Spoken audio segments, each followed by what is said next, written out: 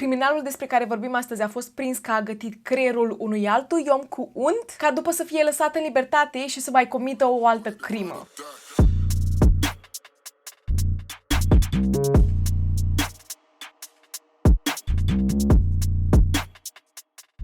Salutare, fan true crime, azi zi de traumă și dacă sunteți noi aici, e bine, eu sunt Ceci și aici vorbim despre cei mai oribili criminali pe care am putut să găsesc vreodată. Dacă nu v-am tăiat pofta de mâncare de la intro, votai acum, vă rog frumos, puneți mâncarea aia deoparte, nu se merită. Opriți-vă din a face curățenie, din a face unghii, din a vă machia, nu se merită. Dar dacă sunteți deja subscriber aici, poftă bună și spor la treabă. După cum puteți vedea aici, avem un invitat special. Nu vrea să plece, nu am de ales și nu pot să vă las fără videoclip, așa că dacă auziți pe cineva că toarce pe fundal, Peter Bryan s-a născut pe 4 octombrie 1969 și a avut o copilărie destul de ciudățică, să spunem așa. Părinții lui nu i-au dat prea multă atenție, erau 7 frați în total, așa că automat nu a primit atât de multă atenție din partea lor, așa că de la o vârstă foarte fragedă a început să comită diferite crime. A devenit foarte năzbătios la școală și a supus foarte mulți copii asupra bullying-ului, îi punea să îi lege șireturile la papuci, pantofi, iertați-mă, la Adidas și încălțăminte, sunt moldoveancă, și le fura banii de mâncare și mâncarea. Exact ca în filme. A ajuns să consume diferite substanțe ilegale de la vârsta de 12 ani. Și cred că am uitat să vă zic din nou că el s-a născut în Londra, mai exact în estul Londrei. Și dacă locuiți în UK sau dacă ați locuit vreodată în UK, probabil știți că lucrurile astea nu sunt prea anormale pentru copii de genul ăsta. Dacă nu ai un anturaj destul de ok, de obicei acești copii, acești băieți se anturează în diferite ganguri, să spunem așa. Și noi le spunem roadmen, sunt foarte năzbătioși, sunt foarte cunoscuți în această zonă. Eu am locuit în Londra 5 ani de zile și știu că am dat de foarte mulți. Iar la vârsta de 15 ani s-a lăsat de școală. La vârsta de 18 ani este prima dată când el intră în probleme cu poliția și mai exact pentru simplu fapt, bine simplu, nu prea simplu, că a încercat să-și arunce un vecin de la etajul 6. Și în momentul în care poliția a venit acolo, nu i-au făcut absolut nimic pentru că n-a ajuns să-l arunce, așa că l-au lăsat în pace. Și probabil că dacă era arestat în momentul ăla, nu ajungeam eu să fac videoclipul ăsta despre el. El în momentul ăla când a încercat să-și arunce vecinul de la etajul 6, părea să fie intrat într-o psihoză, dar nimeni nu a făcut absolut nimic. Nu știu neapărat dacă motivul pentru care nu a făcut absolut nimic este că era anul 1987 și cu toții știm că oamenii nu prea băgau lucrurile astea de seamă atât de mult, dar știm că trece timpul și până la vârsta de 25 de ani se angajează să lucreze la un magazin. Și ca să vă explic, acest magazin, el era deținut de un bărbat care avea o fată de 21 de ani și un băiat de 12 ani. Iar această fată, numele era Nisha, lucra la acest magazin pentru familie, da, și fratele de 12 ani venea foarte des la acest magazin după școală. Peter al nostru are 25 de ani în punctul ăsta, se întâlnește cu Nisha, bineînțeles, și inițial totul părea să fie destul de ok să lucreze acolo, dar a început să aibă un comportament destul de neadecvat, a început să-și schimbe personalitatea, să spunem așa, de pe zi pe alta, să audă diferite voci și să se comporte foarte neadecvat cu Nisha a noastră, efectiv să-i pună mâna pe unde nu trebuie. Deodată a început să laude că el este de fapt un criminal, că fură foarte mult, că consumă aceste substanțe ilegale și după luni bune de lucrat la acel magazin, el este prins că fură de către Nisha, bineînțeles, iar Nisha se duce la tatăl ei, iar tatăl ei îl concedează pe Peter. O săptămână mai târziu, pe 18 martie 1993, Peter al nostru intră în magazin cu un ciocan în mână. În dreapta era fratele mai mic al Nishei de 12 ani și ce face Peter al nostru? Îi dă cu ciocanul în cap și îl lasă pe jos. Încă era conștient, dar acest băiețel nu mai putea să se ridice, după care se duce la Nisha care vorbea la telefon în punctul ăla, o trage de mână, îi aruncă telefonul pe jos și începe să o atace cu ciocanul până o lasă inconștientă. După care se uită la fratele ei care era conștient, a văzut absolut tot, se uită la ea și vede că creierul ei era pe afară în punctul ăsta, așa că se ridică și fuge. Locatarii l-au văzut și au încercat să-l oprească, iar Peter al nostru se urcă pe o clădire care avea 3 etaje, poliția a venit bineînțeles și amenința că se aruncă de pe acoperiș. Efectiv, el la marginea acoperișului și în ultima secundă realizează ce are de gând să facă, așa că nu mai vrea să se arunce, dar totuși alunecă și cade direct cu picioarele pe pământ de la etajul 3 și își rupe ambele glezne. Bineînțeles că Peter este arestat și le-a spus autorităților că Nisha, de fapt, l-a implorat să o omoare. Și da, dacă vă întrebați, Nisha nu a supraviețuit. Bineînțeles că s-a făcut o examinare psihologică și s-a descoperit că el a mai avut probleme cu poliția înainte, că s-a lăsat de școală, că el consumă toate aceste substanțe și a fost băgat într-un spital psihiatric. Acolo a fost diagnosticat cu schizofrenie paranoică și a stat în acest spital 9 ani de zile cât a primit tratament și el practic nu s-a vindecat plecat, dar nu și-a revenit, dar a învățat cum să manipuleze doctorii și asistentele, că el de fapt este tratat și că este perfect ok acum. Nu va mai omorâ niciodată, nu mai are aceste voci în cap și a fost eliberat, doar că în momentul în care a fost eliberat s-au adus niște alegații împotriva lui, cum că a agresat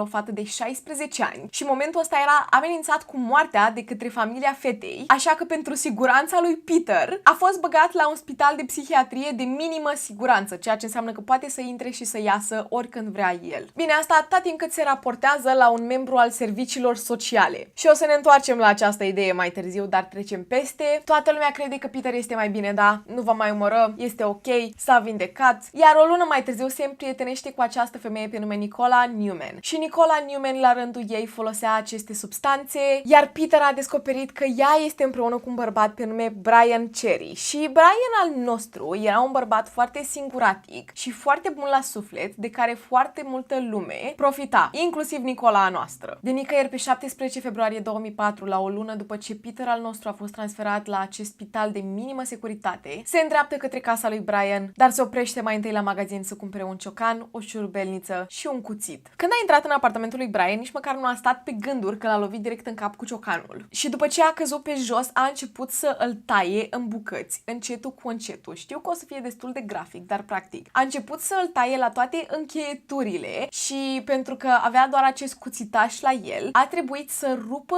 oasele de la încheietură cu picioarele. Adică practic ținea de mână, da, ținea de picior și își punea piciorul pe încheietură și trăgea de el, ca și cum ați rupe o scândură pentru foc. A reușit să-i taie o mână și un picior și să-i taie capul aproape complet. Dar s-a lăsat baltă și s-a gândit că toate lucrurile astea nu erau de ajuns, așa că după ce l-a lovit în cap cu ciocanul de 24 de ori, i-a scos bucăți din creier, s-a dus la frigider, a găsit această cutie de unt Clover, același unt pe care l-am și eu în frigider în momentul de față, s-a dus la aragaz, a scos o tigaie, a pus o bucățică de unt, a pus o bucățică de creier, a fript-o, s-a pus la masă și a mâncat liniștit. Câteva ore mai târziu, iubita lui Brian intră în apartament și automat simte acest miros foarte puternic de clor. După care îl vede pe Peter cum iese din cameră, avea doar blugii pe el, dar nu mai avea tricou și era tot complet transpirat. Se uită la el și îl întreabă: Peter, unde e Brian? La care Peter îi spune: ieși afară în momentul ăsta. Nicola refuză, intră înăuntru și vede piciorul lui Brian, iese pe ușă, fuge afară direct către casa mamei sale și sună poliția. Peter încă este găsit în apartamentul lui Brian și recunoaște absolut tot instant. Nici măcar nu stă pe gânduri, iar autoritățile observă bucățile rămase în tigaie care aveau și fire de păr din capul lui Brian înăuntru. După arest, Peter a recunoscut în felul următor: i-a mâncat creierul cu unt, a fost delicios. Și dacă veneați puțin mai târziu, voiam să-i mai fac ceva. Să-i mănânc sufletul. Nu știu cum i-ar fi mâncat sufletul. Nu știu, oare să-i fi mâncat inima și gen să fi fost așa o metaforă? S-a deschis o investigație, bineînțeles, dar nu o investigație ca să afle dacă Peter l-a omorât pe Brian, pentru că era clar că s-a întâmplat lucrul ăsta. S-a deschis o investigație să se afle cum Brian era în libertate după ce a omorât deja o altă fată. Și ce să vedeți, s-a aflat că Peter i-a păcălit pe toți. El, de fapt, nu era tratat absolut deloc în cauza acestei voci în cap și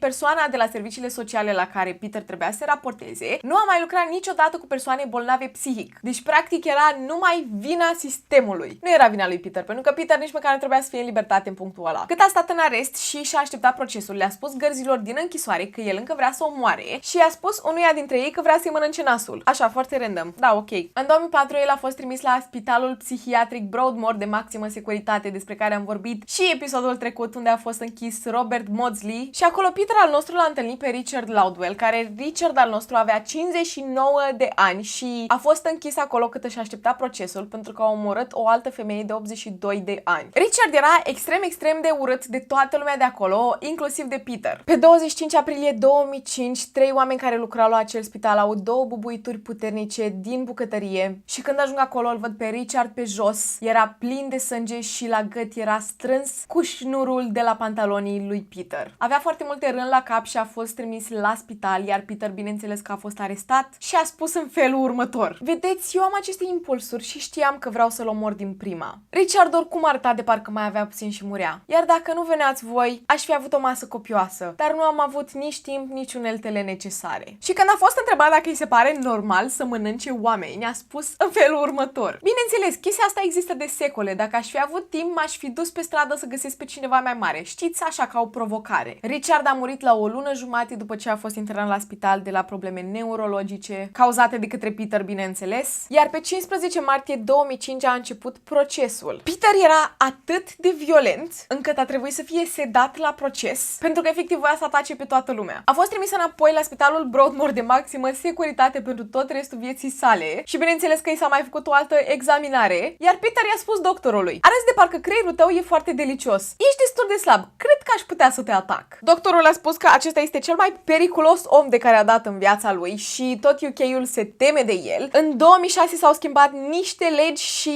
sentința lui s-a redus la minim 15 ani tot în acest spital de maximă securitate, dar cel mai probabil nu va ieși niciodată de acolo, având în vedere cât de grave au fost aceste crime și cât de bolnav psihic este acest om. Și da, până în ziua de astăzi, Peter are 54 de ani și se află la acest spital de maximă securitate. Am auzit foarte multe povești despre Broadmoor, foarte mulți criminali periculoși care se află acolo până în ziua de astăzi. Nu pot să imaginez că duce o viață prea fericită acolo, nu știu, mi-l imaginez efectiv cu cămașă de forță pe el. Și a mai ținut să adauge mai târziu în viață că în momentul în care l-a mâncat pe Brian avea gust de pui și că era foarte bun.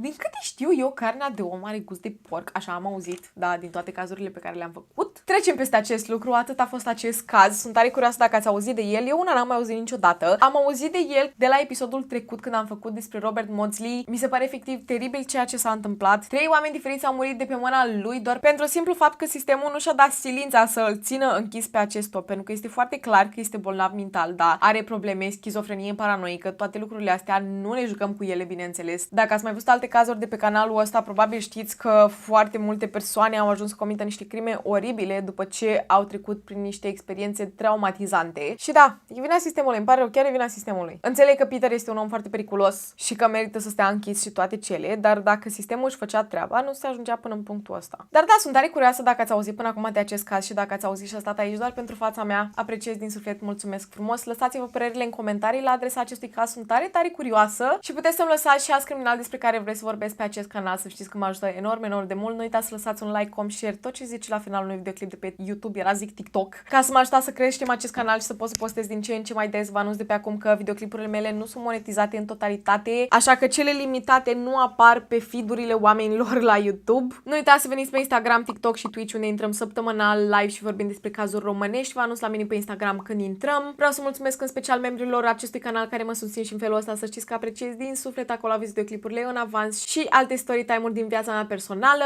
Mai avem un alt cont de YouTube care se numește Mia și Ceci. Acolo postăm tot felul de chestii despre criminali și foarte multe vloguri interesante, sau cel puțin așa ni se par nouă. Atât a fost, mai am ceva de adăugat. Doamne, outro e atât de lung, l-am învățat pe de rost în punctul ăsta. Vă iubesc din suflet, eu am fost Ceci și până trauma viitoare, stay safe.